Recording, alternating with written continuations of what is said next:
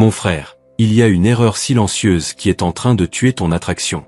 Et ce n'est pas que tu as arrêté de la complimenter, ni d'être mystérieux, ni d'envoyer des messages à la bonne heure. C'est que tu as arrêté de casser le personnage. Oui, elle n'est pas tombée amoureuse de toi.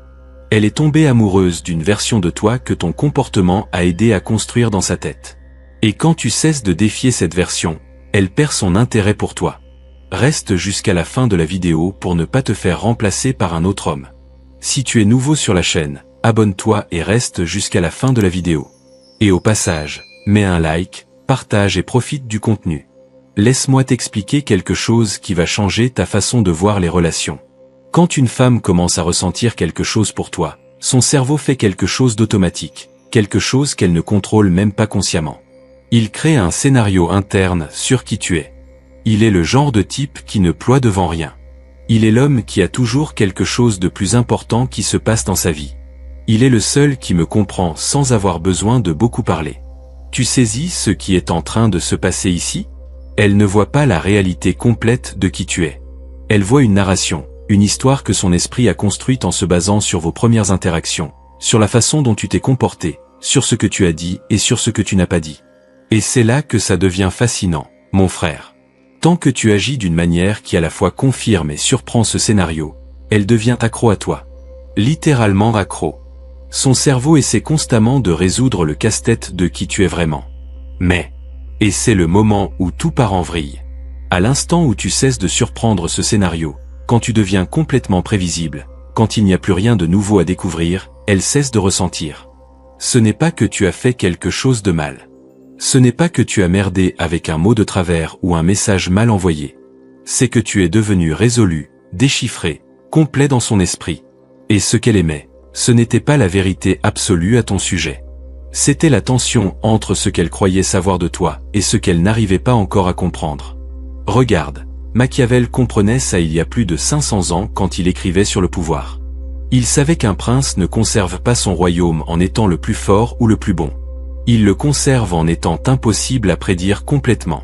Les gens le respectaient, le craignaient, l'admiraient, parce qu'il ne savait jamais exactement ce qu'il allait faire ensuite. Et dans les relations, mon frère, ça fonctionne exactement de la même manière. Le problème, c'est que la majorité des hommes, après avoir conquis un peu de son attention, après avoir réussi à ce qu'elle réponde à leur message, après le premier rendez-vous réussi, passent en mode automatique. Ils deviennent prévisibles, ils deviennent trop cohérents, ils deviennent trop sûrs d'eux. Et la sécurité sans tension, mon frère, c'est juste du confort. Et le confort, tôt ou tard, se transforme en amitié ou, pire encore, en indifférence. Elle ne s'enfuit pas parce que tu as changé. Elle s'enfuit parce que tu as cessé d'évoluer sous ses yeux.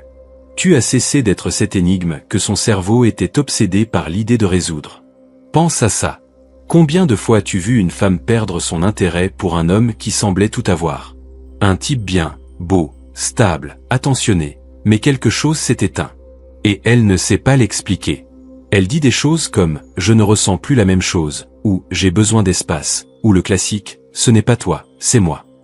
Mais la vérité véritable, celle que personne ne te dit, c'est que tu as arrêté d'alimenter ce feu interne qui maintient l'attraction en vie. Tu as arrêté de casser le personnage qu'elle avait créé dans son esprit. Et c'est ici qu'intervient ce que presque aucun homme ne fait, ce que nous allons explorer en profondeur dans les prochaines minutes. Mais avant, si ce que tu entends te parle, si tu commences à relier les points de relations passées, où tout semblait bien se passer jusqu'à ce que ça se refroidisse inexplicablement, j'ai besoin que tu restes avec moi sur cette chaîne, parce que ce qui vient, tu ne le trouveras nulle part ailleurs. Suis-moi ici. Clique sur s'abonner, parce que nous ne faisons qu'effleurer la surface de quelque chose qui va transformer complètement ta façon d'interagir avec les femmes. Maintenant, parlons de ce qui fonctionne vraiment. Alors, qu'est-ce que presque aucun homme ne fait? Introduire des micro-ruptures narratives. Et avant que tu ne penses que c'est quelque chose de compliqué ou de manipulateur, laisse-moi te clarifier un point crucial. Je ne parle pas de changer qui tu es. Je ne parle pas de faire semblant d'être quelqu'un que tu n'es pas ou de jouer à des jeux psychologiques destructeurs. Je parle de défier doucement l'image qu'elle a de toi, sans explication, sans drame, sans perdre ton essence. Regarde, c'est comme quand Machiavel disait qu'un souverain doit être à la fois le renard et le lion. Il ne s'agit pas d'être l'un ou l'autre. Il s'agit que les gens ne sachent jamais complètement lequel des deux ils vont trouver. C'est ça qui maintient l'attention. C'est ça qui maintient le respect. Laisse-moi te donner un exemple concret. Imagine qu'elle te voit comme l'homme tranquille qui ne s'énerve jamais, ce type qui garde toujours son calme, qui n'élève jamais la voix, qui gère tout avec une sérénité presque zen. C'est bien. C'est une qualité admirable. Mais si tu es toujours comme ça, s'il n'y a jamais une fissure dans cette façade, elle commence à douter. Elle pense, est-ce que ce type ressent vraiment quelque chose ou est-ce qu'il s'en fout de tout? Alors, un jour, au milieu d'une conversation tranquille, peut-être en prenant un café ou en marchant le soir, tu lui dis avec un sourire contrôlé, presque froid, « Tu sais, ce n'est pas parce que je ne crie pas que je ne ressens rien. Parfois, ce que je ressens est si intense que je préfère rester silencieux pour n'effrayer personne. » Et tu te tais. Tu n'expliques pas plus. Tu ne dramatises pas. Tu laisses simplement ça là. Qu'est-ce que tu viens de faire? Tu viens de planter une graine de doute. Tu viens d'introduire une couche à laquelle elle ne s'attendait pas. Et maintenant, mon frère, elle va passer les prochains jours, peut-être des semaines, à penser, est-ce que je l'ai sous-estimé? Que se passe-t-il vraiment à l'intérieur de lui? Y a-t-il une tempête là-dedans que je n'ai jamais vue? Boum! Micro-rupture narrative. Autre exemple. Disons qu'elle te voit comme le type qui ne s'attache jamais. Cet homme indépendant qui a toujours sa propre vie, ses propres plans, qui n'a jamais besoin de rien de personne. Encore une fois, ça génère de l'attraction. L'indépendance est magnétique. Mais si tu ne montres jamais la moindre lueur de vulnérabilité, s'il n'y a jamais un moment où elle sent que tu la vois vraiment, elle finira par penser que tu es incapable de te connecter.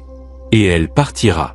Alors, à un moment inattendu, sans préavis, peut-être après une bonne conversation ou une soirée agréable ensemble, tu fais quelque chose de simple mais puissant. Tu tiens sa main 2 secondes de plus que la normale. Tu la regardes droit dans les yeux et tu lui dis « Aujourd'hui, j'ai eu une pensée un peu bête sur ce que ce serait de se réveiller en entendant ta voix à côté de moi. » Tu ne demandes rien. Tu ne t'exposes pas trop. Tu n'es pas en train de supplier pour une relation. Tu plantes simplement une graine qui contredit la narration qu'elle avait dans sa tête. Et c'est là que la magie opère, mon frère.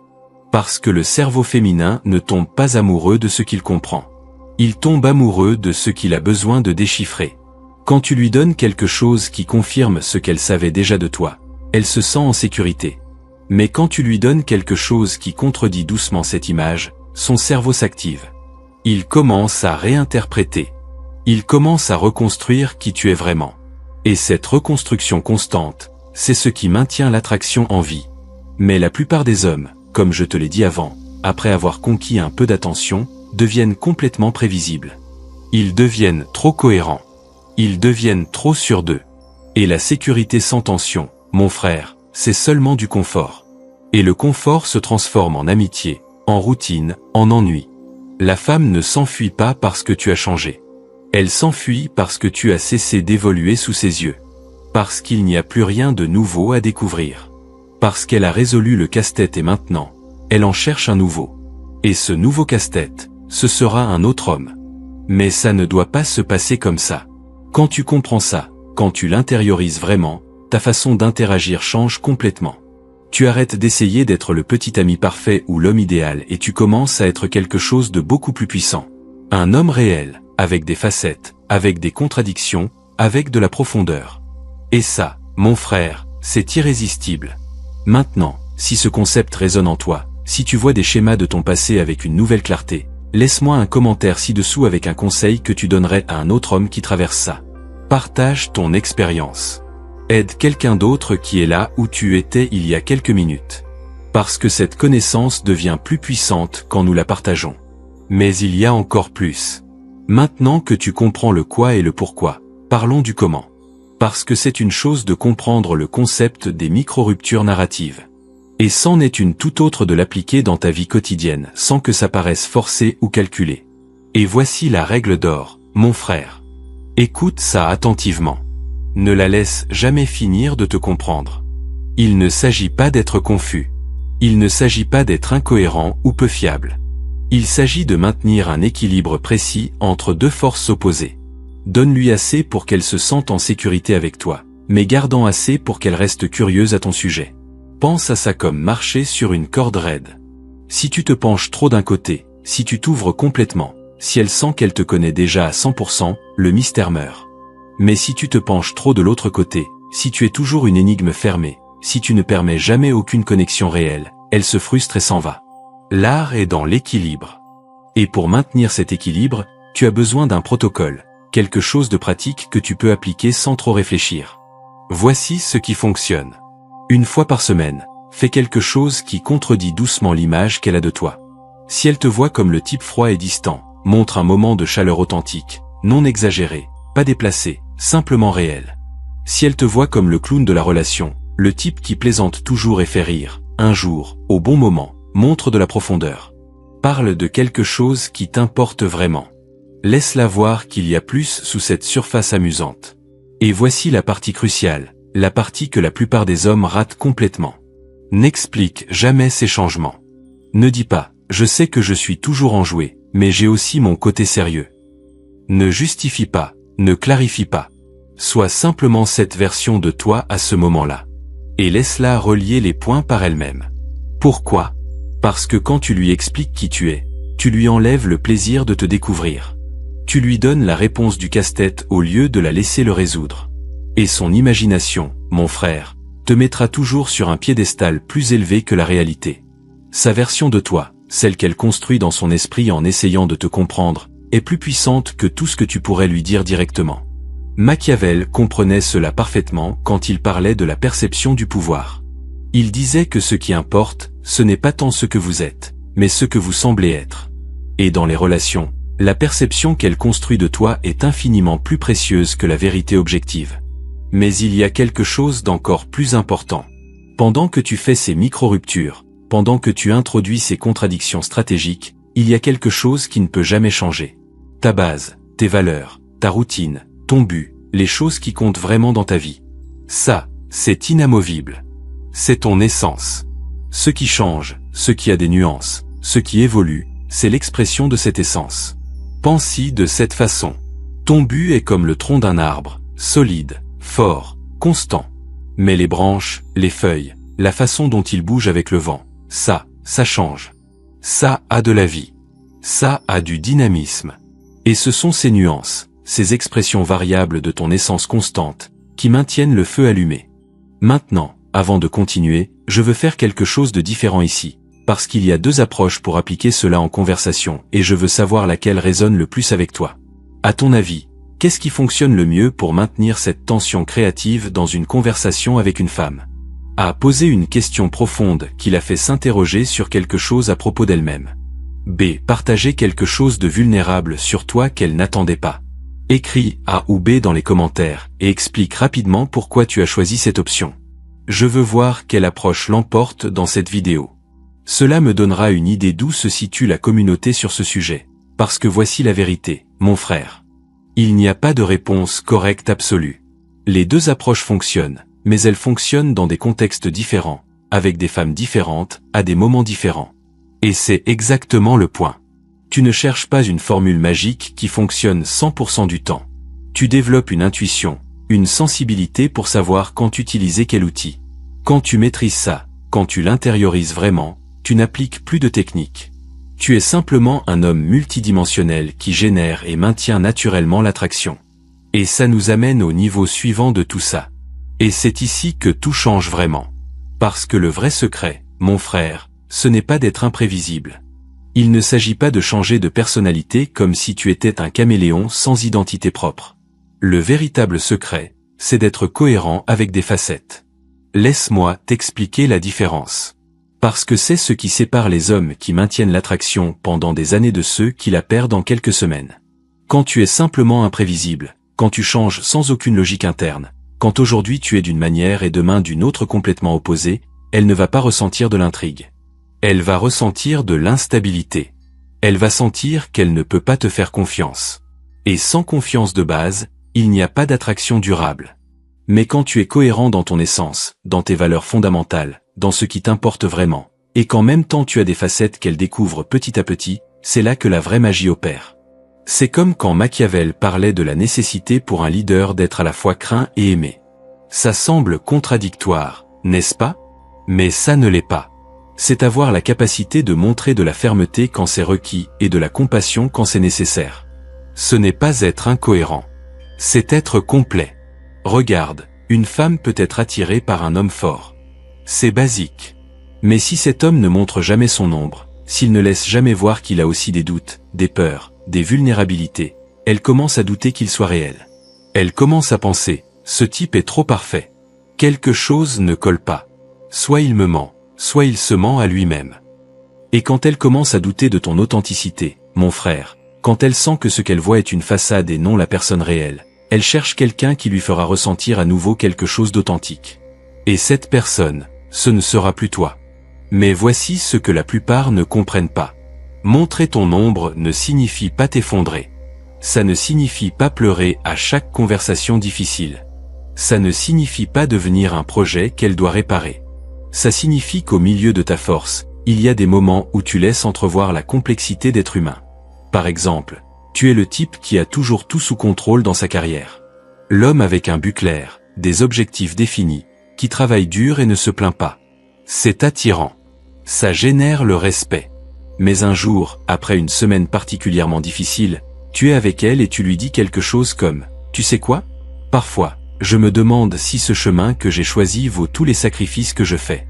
Ce n'est pas que je vais changer de direction, mais le doute est là, les nuits où je n'arrive pas à dormir. » Et puis tu restes en silence. Tu ne cherches pas à ce qu'elle te résolve le problème. Tu ne demandes pas de validation. Tu as simplement laissé voir une fissure dans l'armure. Une fissure qui n'affaiblit pas la structure, mais qui démontre que la structure est réelle. Ça ne te rend pas faible. Ça te rend humain. Ça te rend quelqu'un avec qui elle peut vraiment se connecter, pas seulement admirer de loin. Ou peut-être que tu es le type qui est toujours en mode analytique, l'homme logique qui résout les problèmes avec la tête froide, qui ne se laisse jamais emporter par les émotions. Et un jour, en écoutant une chanson qui te rappelle quelque chose de ton passé, tu lui dis « Cette chanson me transporte à un moment de ma vie où tout était plus simple. Pas plus facile, mais plus simple. Parfois, cette version de moi qui n'avait pas à réfléchir autant à chaque décision me manque. » De nouveau, tu ne cherches pas de réconfort. Tu ne t'effondres pas émotionnellement. Tu as simplement montré une facette qu'elle n'avait pas vue, une nuance de ton expérience interne. Et son cerveau s'allume. Il pense. Il y a bien plus en lui que je ne le pensais. Quelles autres parties n'ai-je pas encore découvertes? C'est la différence entre être un personnage unidimensionnel et être un homme multidimensionnel. Les personnages sont ennuyeux après un certain temps. Tu les connais. Tu sais comment ils vont réagir. Tu connais leurs répliques. Ils sont prévisibles. Mais les personnes réelles, les personnes avec de la profondeur, avec des contradictions internes, avec des luttes qu'elles ne crient pas mais qui sont là, ces personnes sont infiniment plus intéressantes. Et voici la vérité que peu d'hommes sont prêts à accepter. Elle ne veut pas d'un homme qu'elle comprenne complètement. Elle ne veut pas résoudre le casse-tête de qui tu es et t'archiver dans une catégorie mentale. Elle veut un homme qui la fasse remettre en question tout ce qu'elle croyait savoir sur les hommes. Qui défie ses suppositions. Qui la surprenne avec des facettes qu'elle n'attendait pas. Parce que quand tu fais ça, mon frère, quand tu deviens ce genre d'homme, elle ne perd pas son intérêt. Elle devient obsédée par l'idée de découvrir ce qui vient après. Elle devient obsédée par la compréhension des parties de toi qu'elle n'a pas encore vues.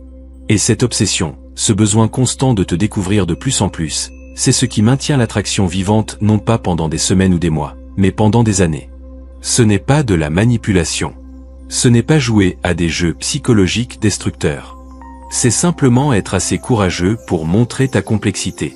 Pour ne pas cacher les contradictions qui te rendent humain. Pour la laisser voir que tu es un homme véritable, pas une caricature de masculinité. Et quand tu arrives à ce point, quand tu intériorises cela complètement, le jeu cesse d'être sur le maintien de l'intérêt. Il devient quelque chose de beaucoup plus profond. Maintenir le mystère en mouvement. Parce que tu n'es pas statique. Tu évolues. Tu grandis. Et elle a le privilège d'assister à cette évolution, mais jamais de manière complète. Il y a toujours quelque chose de plus à découvrir. Et ça, mon frère, c'est irrésistible. Mon frère, si tu es arrivé jusqu'ici, tu as déjà compris quelque chose que 90% des hommes ne comprendront jamais. Le jeu n'est pas de maintenir l'intérêt. C'est de maintenir le mystère en mouvement. Arrête d'essayer d'être parfait. Commence à être multidimensionnel. Parce qu'elle ne veut pas d'un homme qu'elle puisse déchiffrer complètement. Elle veut quelqu'un qui la fasse repenser tout ce qu'elle croyait savoir. Et quand tu fais ça, mon frère, il n'y a pas de remplacement possible. Maintenant, si ce contenu t'a ouvert les yeux, commente ci-dessous, casser le personnage. Et laisse un conseil que tu donnerais à un autre homme qui est en train de perdre sa relation parce qu'il est devenu prévisible. Ton expérience peut sauver le lien de quelqu'un d'autre. Mets un like, partage ça avec ceux qui en ont besoin. Et suis-moi parce que nous commençons à peine à démêler les secrets que les femmes ne te diront jamais directement. On se voit dans la prochaine.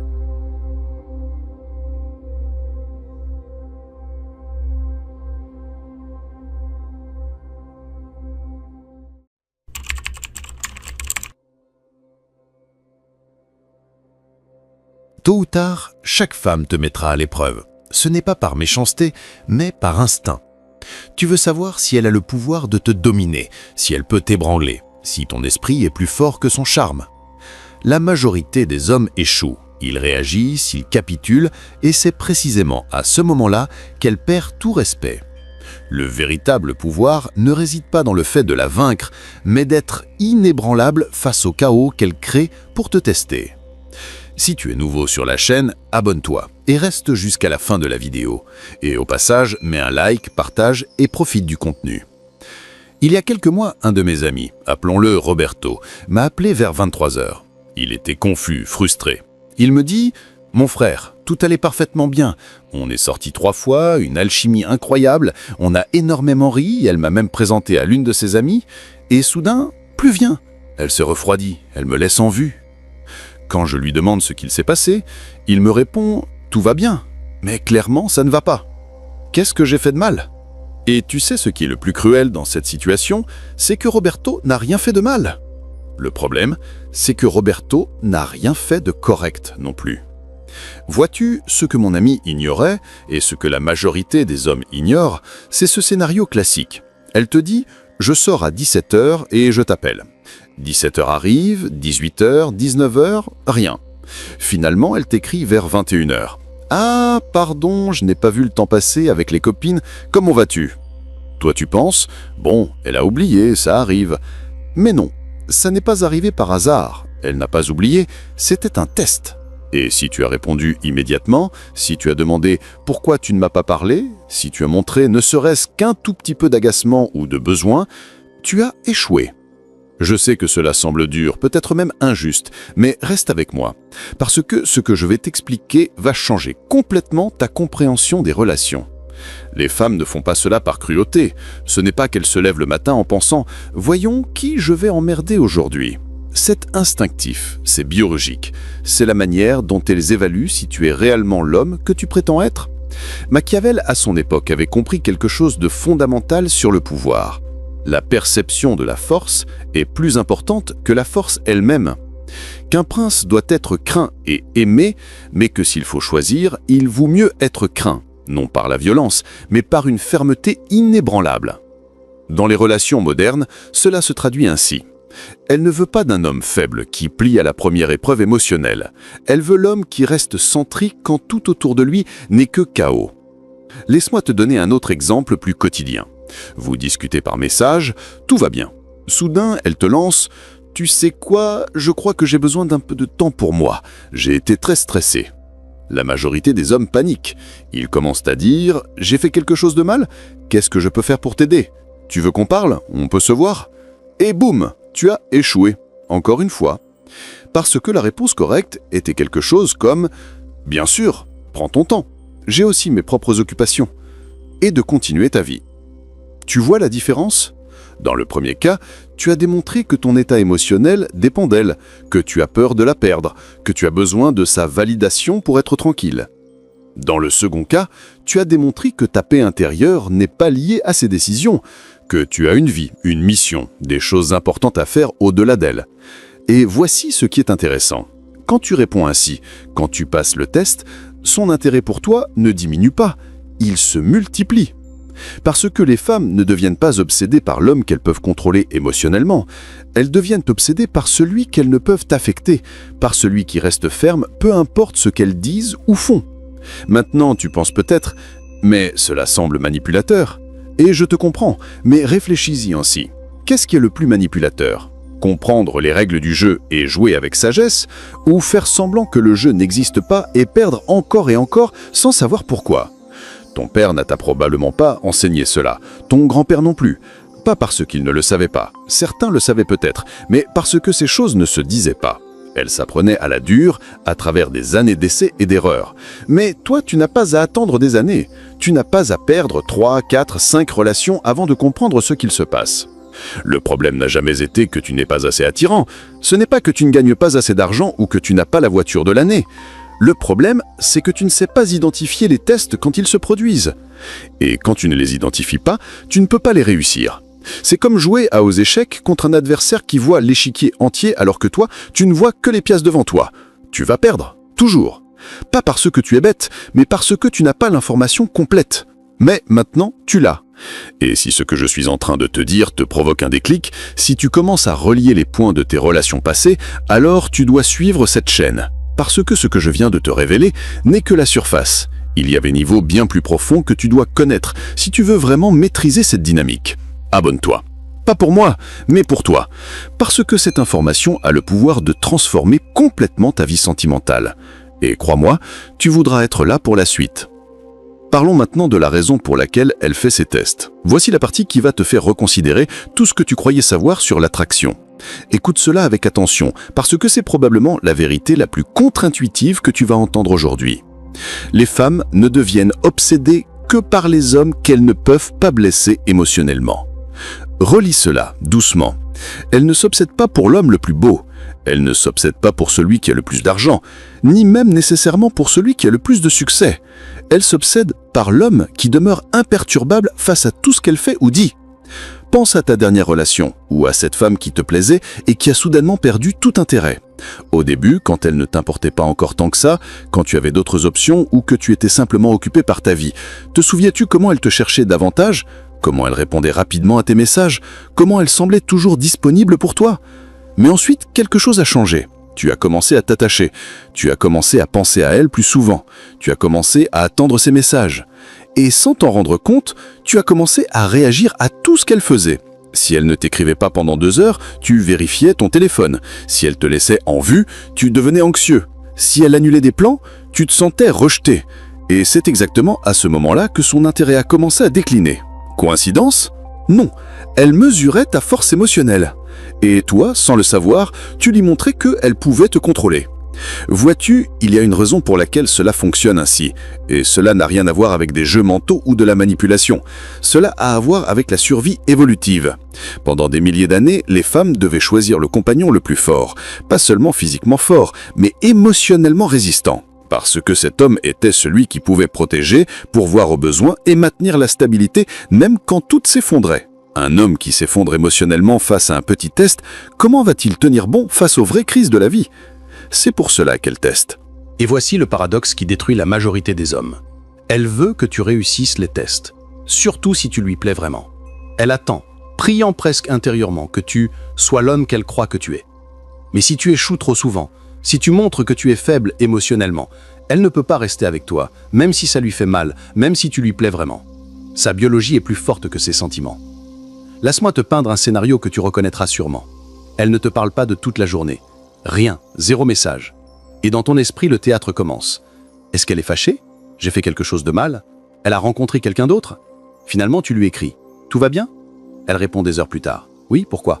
Toi. Non, rien, c'est juste que tu n'avais pas écrit. Tu vois ce qui vient de se passer? Tu lui as démontré que ta tranquillité dépend de son attention, que tu as pensé à elle toute la journée, que son silence a du pouvoir sur toi. Tu as échoué au test. Maintenant, imagine l'autre scénario. Elle ne te parle pas de la journée. Tu continues ta vie. Tu travailles, tu t'entraînes, tu vois tes amis, tu avances sur tes projets, sincèrement occupé et concentré sur tes objectifs. Elle t'écrit finalement à 23 heures. Qu'est-ce que tu as fait aujourd'hui? Tu réponds quand tu peux, naturel, sans anxiété. Journée productive. J'étais en réunion avec le client. Après, salle de sport. Et toi, ça va?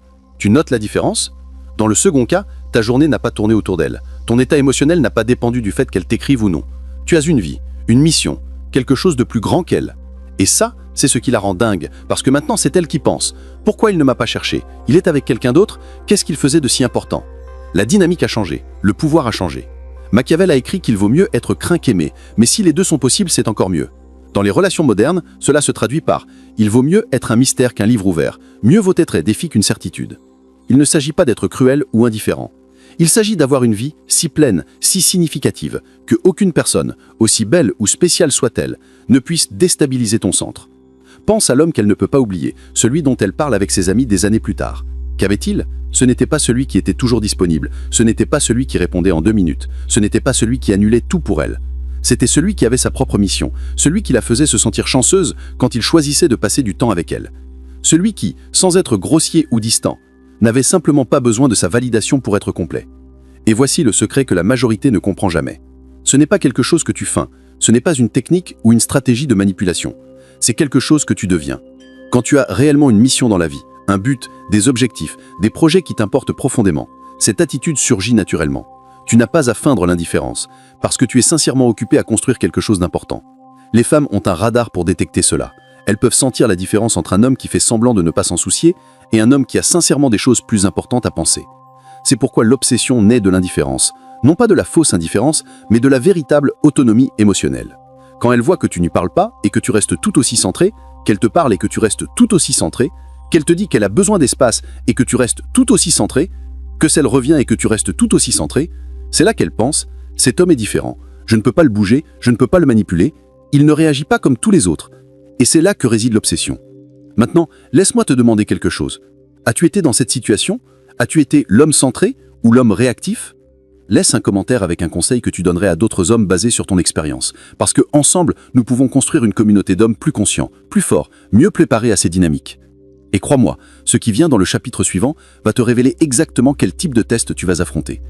Passons maintenant au spécifique, à ce que tu as vraiment besoin de reconnaître quand cela se produit devant toi. Parce qu'une chose est de savoir que les tests existent, et une autre très différente est de les identifier en temps réel, quand tu es dans le milieu de la situation, quand tes émotions sont activées, quand elle est face à toi et que tout semble si réel, si authentique. Voici les 5 tests principaux que toute femme exécute. Et crois-moi, peu importe si c'est la femme la plus éduquée, la plus spirituelle, celle qui vient de la meilleure famille, ou celle qui semble la plus mature, elles les font toutes. Premier test, le retrait inexplicable. Tout va bien. Excellent même. Les conversations sont fluides, vous riez ensemble, il y a une alchimie évidente. Et alors, de nulle part, elle se refroidit. Elle ne répond plus comme avant, elle met plus de temps à répondre. Ses réponses sont plus courtes, plus distantes. Et quand tu lui demandes « Tout va bien ?», elle te dit « Oui, tout est parfait, mais clairement quelque chose a changé. » Ton esprit panique, tu commences à repasser chaque conversation en cherchant ce que tu as pu dire de mal. Tu revisites chaque interaction en essayant de trouver le moment exact où tout a se gâté. Et voici ce qui est brutal. Tu n'as probablement rien fait de mal. Elle a juste besoin de voir si tu vas s'effondrer quand elle s'éloigne un peu, si tu vas la poursuivre, la prier, essayer désespérément de récupérer son attention. La réponse correcte est de continuer ta vie comme si de rien n'était. Deuxième test, le drama fabriqué. C'est lorsqu'elle crée un problème à partir de rien. Elle prend quelque chose d'insignifiant et le transforme en conflit. Pourquoi tu as liké la photo de ton ex d'il y a 3 ans? Pourquoi tu as mis 45 minutes à répondre alors que tu avais dit que tu étais libre? Pourquoi tu as souri quand la serveuse t'a servi? Et toi tu restes là à te penser. Sérieusement, c'est un problème ça maintenant. Le trep, ici, c'est que si tu commences à te défendre, si tu commences à te justifier, si tu deviens anxieux en essayant d'expliquer que tu n'as rien fait de mal, tu as déjà perdu. Parce que le drama n'était pas à propos de la photo, ni des 45 minutes, ni de la serveuse. C'était pour voir si elle peut contrôler ton état émotionnel, si elle peut te faire danser à son rythme. Troisième test, le silence stratégique. Celui-ci est simple, mais dévastateur. Elle disparaît pendant des jours, 3, 4, 5 jours, sans un mot. Et pas parce qu'elle est occupée ou parce qu'il est arrivé quelque chose de grave, simplement le silence. La majorité des hommes, au jour 2, sont déjà en train d'envoyer des messages. « Hé, tout va bien? Tu es fâché contre moi? J'ai fait quelque chose ?» Et quand elle répond finalement, elle dit quelque chose de décontracté comme « Ah pardon, j'ai été super occupé, et toi, ça va ?» Comme si de rien n'était. Comme si 5 jours de silence était la chose la plus normale du monde. Que vient-il de se passer? Elle t'a testé pour voir si son absence t'affecte, si ta paix intérieure dépend de sa présence. Quatrième test, l'insatisfaction déclarée.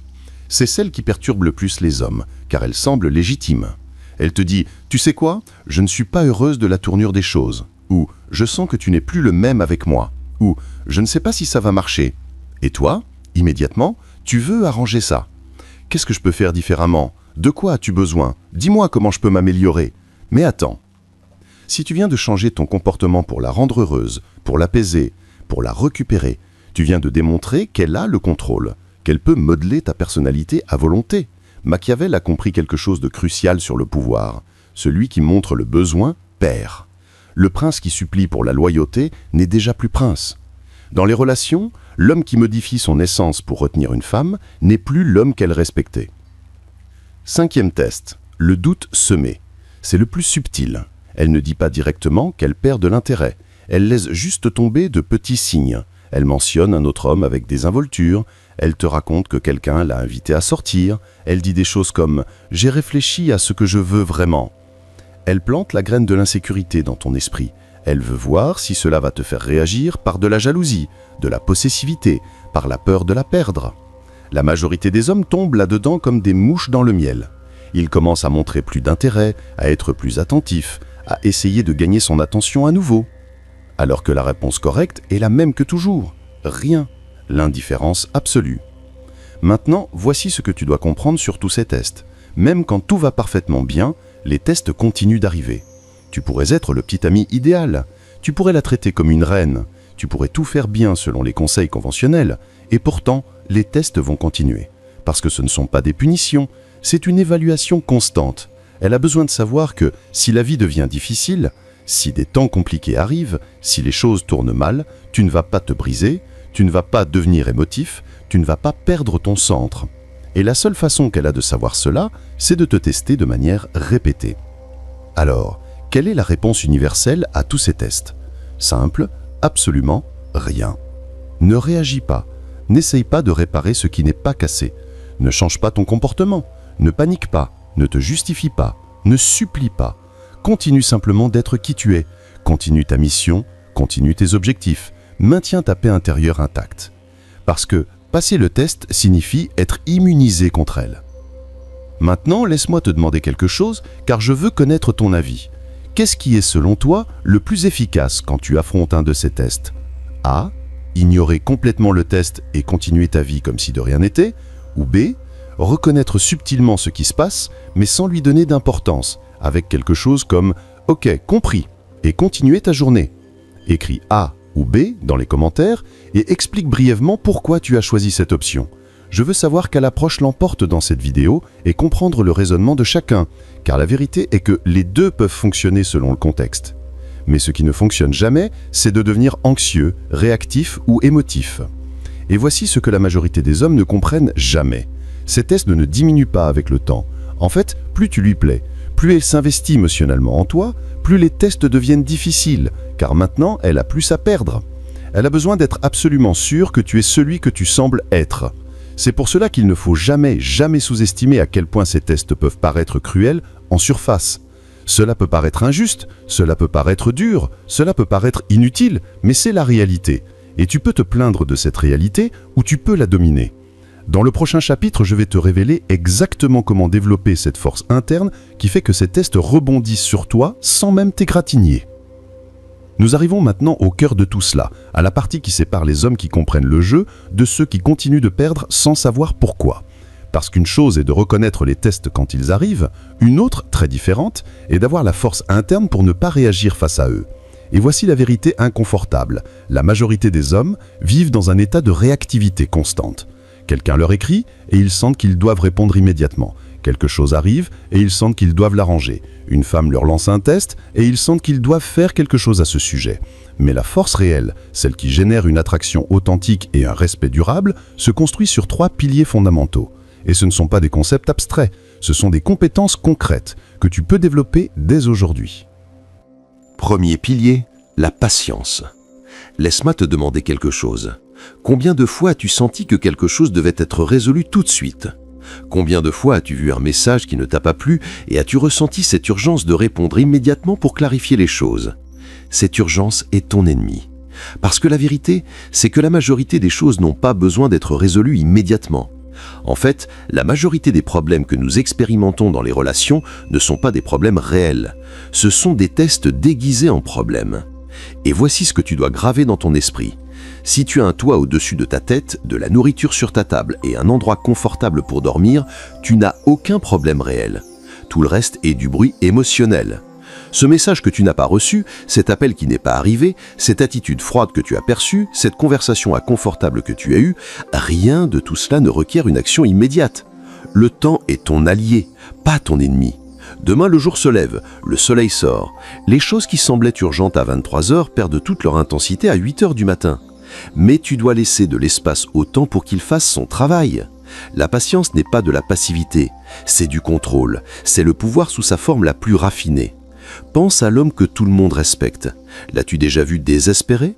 L'as-tu vu réagir impulsivement à chaque situation? L'as-tu vu se justifier constamment? Non, parce que cet homme comprend que la précipitation est un signe de faiblesse. L'anxiété est un signe d'insécurité. Le besoin de tout résoudre immédiatement est le signe que ta paix intérieure dépend de facteurs externes. Et quand ta paix intérieure dépend de facteurs externes, tu es facile à contrôler. Deuxième pilier, le pouvoir du silence. Cela va contredire tout ce qu'on t'a dit sur la communication efficace dans les relations. On t'a dit que tu dois parler de tout, exprimer tout ce que tu ressens, communiquer chaque inquiétude, résoudre chaque malentendu par le dialogue. Mensonge. Il y a des moments où la réponse correcte est de ne rien dire du tout. Elle te lance un commentaire conçu pour provoquer une réaction, quelque chose de passif-agressif, quelque chose qui remet en question ton comportement, quelque chose qui insinue que tu as fait quelque chose de mal, et toi, simplement, tu ne mords pas à l'hameçon. Pas parce que tu l'ignores avec l'intention de la punir, mais parce que tu considères sincèrement que cela ne voit pas ton énergie de répondre à ça. Tu regardes ailleurs, tu continues ce que tu faisais, tu changes de sujet naturellement. Sais-tu quel message cela envoie ? Ta tentative de manipulation émotionnelle n'a aucun pouvoir sur moi. Et tu ne le dis pas avec des mots, tu le démontres avec ton indifférence authentique. Machiavel a compris que celui qui contrôle le silence contrôle la conversation. Le prince qui parle trop révèle ses cartes. L'homme qui répond à chaque provocation montre ses insécurités. Mais le silence stratégique, ça, c'est le langage du pouvoir. Tu n'as pas besoin de remplir chaque espace vide avec des mots. Tu n'as pas besoin d'expliquer chaque action. Tu n'as pas besoin de justifier chaque décision. Parfois, ton silence en dit plus que 1000 arguments. Troisième pilier, la non-réactivité. C'est le plus difficile à maîtriser parce qu'il va contre tout ton conditionnement social. On t'a appris à être un bonhomme, à être attentionné, à te préoccuper des sentiments des autres, à résoudre les conflits, à maintenir l'harmonie. Tout cela est bien à sa place, mais quand tu l'appliques sans discernement dans tes relations amoureuses, cela te détruit. Parce que chaque fois que tu réagis émotionnellement à quelque chose qu'elle fait ou dit, chaque fois que tu entres dans une dispute en essayant de démontrer ton point de vue, chaque fois que tu te mets sur la défensive en expliquant pourquoi tu as fait ce que tu as fait, tu lui donnes le contrôle. Et laisse-moi être clair sur une chose, les hommes qui se disputent avec les femmes ont déjà perdu. Non seulement la dispute, ils ont perdu le respect, ils ont perdu le cadre masculin, ils ont perdu leur position de force. Parce que quand elle peut provoquer une réaction émotionnelle chez toi à volonté, quand elle peut te faire perdre ton calme avec une simple phrase, quand elle peut altérer ton état intérieur avec son comportement, elle a tout le pouvoir. Et un homme sans pouvoir dans sa relation est un homme qui sera bien tout seul. Maintenant tu peux penser, mais cela ressemble à réprimer ses émotions, n'est-ce pas malsain ? Non, il y a une différence énorme entre réprimer et contrôler. Réprimer, c'est ignorer tes émotions et prétendre qu'elles n'existent pas. Cela est toxique. Contrôler, c'est ressentir l'émotion, la reconnaître et choisir consciemment de ne pas agir depuis cet endroit. C'est avoir la discipline intérieure pour ne pas te laisser entraîner par chaque sentiment qui surgit. Pensez-y ainsi. Quand tu es à la salle de sport et que tes muscles hurlent à t'arrêter, que tu n'en peux plus, qu'une répétition de plus est impossible et pourtant tu fais cette répétition. Ce n'est pas réprimer la douleur, c'est la contrôler. Quand tu construis une entreprise et que tu affrontes un rejet après rejet et que chaque cellule de ton corps veut t'abandonner, mais que tu continues d'avancer, ce n'est pas réprimer la peur, c'est la dominer. La même chose s'applique dans tes relations. Tu sens l'impulsion de réagir, tu sens l'urgence de répondre, tu sens le besoin de défendre ta position, mais tu choisis de ne pas en faire, non pas parce que tu es faible, mais parce que tu es suffisamment fort pour n'en avoir pas besoin. Et voici ce qui se passe quand tu développes ces 3 piliers. Tu deviens l'homme qu'elle ne peut pas déchiffrer. Celui qui n'entre dans aucun de ses schémas précédents. Celui qui ne réagit pas comme tous les autres hommes avec qui elle a été. Elle lance un test, tu restes centré. Elle en lance un autre, tu restes centré. Elle essaie de créer un drame, tu restes centré. Elle disparaît pendant des jours, tu restes centré. Et dans son esprit commence à se former une réalisation inquiétante. Peu importe ce que je fais, je ne peux pas le faire bouger.